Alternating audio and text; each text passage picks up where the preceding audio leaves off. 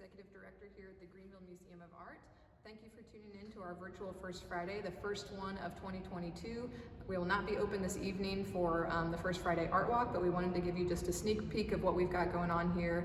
This current exhibition that we're going to be walking through is called Undoing, and it closes on March 11th, so you actually have a couple months to come and see it in person whenever you'd like. And before I get started, I just want to give a shout out about our upcoming event on Saturday, February 5th. It's our Games Meet Art and GMO Arcade, basically a full day of gaming for family as well as adults in the evening. So check out our website, gmoa.org, to purchase tickets and read more about that event.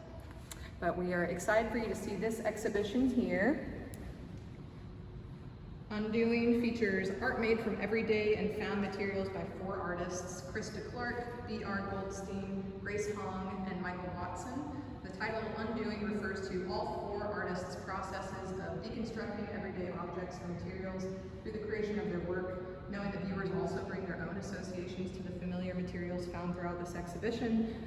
Undoing also relates to the loosening of spoken and written language as the primary means of conveying information or ideas. We're going to start out by looking at works by Grace Hong. So Grace Hong is an interdisciplinary Korean-American artist making sculptures and paintings to explore the influence of technology and digital media on our consciousness.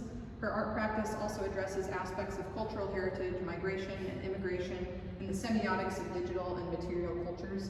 Her latest mixed media sculptures use plastic sheeting, polyurethane foam, wire, fibers, and found objects to create textures and abstract bodies that embody a meditative process of collecting and accumulating. She earned her Master of Fine Arts from Parsons, the New School for Design, and a Bachelor of Arts in Psychology and Studio Arts from the University of Rochester, and she currently lives and works in Brooklyn, New York City. So you can see her works, a lot of familiar objects in this one, lots of clothespins and origami cranes, as well as different fabrics, scarves, other kinds of objects that she's collected and accumulated over the years. Our next artist is Michael Watson.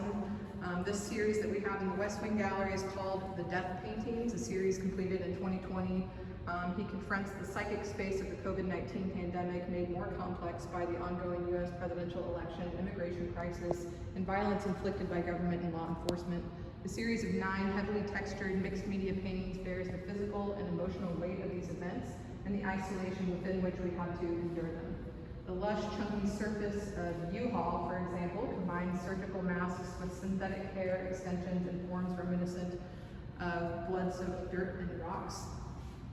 Other pieces are more lively but equally burdensome in their thick applications of goopy paints embedded with quartz stones and molded tongues protruding menacingly from the surfaces, a reference to the imminent danger posed by saliva and the threat of close contact with others. The irregular shapes of the paintings resemble disfigured bodies and piles of detritus. He wanted the paintings to feel like objects displaced from the environment, strangers where they were placed.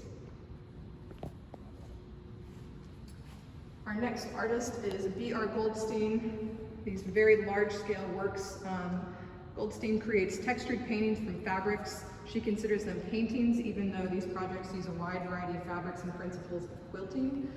Using reused cheap textiles such as tarps, plastic sheeting, found and used fabrics, in addition to recycling some of her own artworks. She's drawn to the act that shows a dedication to an economy of means. Modern era minimalist works and works of geometric abstraction are her inspiration, but the materials she uses tend to fight with each other, so they break down the hard edges, straight lines, and appearance of perfection that are characterized by the artistic moments.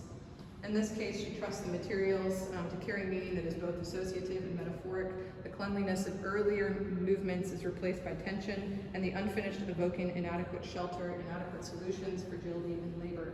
Fabrics and textiles she chose provide shelter. They reference the body and the need for protection from outside forces. You can see this kind of tension between trying to combine different materials. These sort of details is pushing and pulling, things like plastic sheeting next to different types of leather and deer skins, along with burlap. Everything kind of pulls and pushes in these weird ways whenever you put it on a sewing machine. And our last artist is Krista Clark.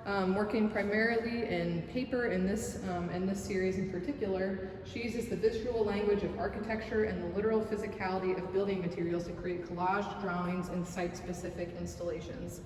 She's interested in transitional spaces, the homogenization of place, in addition to pushing and playing with the boundaries of drawing, sculpture, and installation. Using formal gestures of erasing, overlapping, layering, stacking, and cutting, she saddles them with the task of depicting our compromised narratives within our built environments.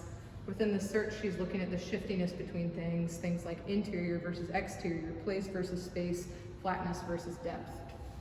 Each work is steered by her observation of shifting urban landscapes, then broken down and reformed through abstraction. She aims to highlight the ubiquitous materials we're exposed to every day. How are we changed by, and at the same time, how do we alter our surrounding landscape? She references architectural gestures to display ways in which we mark and navigate space. By incorporating building materials as formal components alongside conventional drawn elements, she hopes to augment our relationship to these materials and ultimately the space and community in which we use them. Thanks again for tuning in. Please come see us. We're open Tuesday through Saturday, 10 to 4:30 every week. We are free admission, and we'd love to have you come in and see us. Thanks again.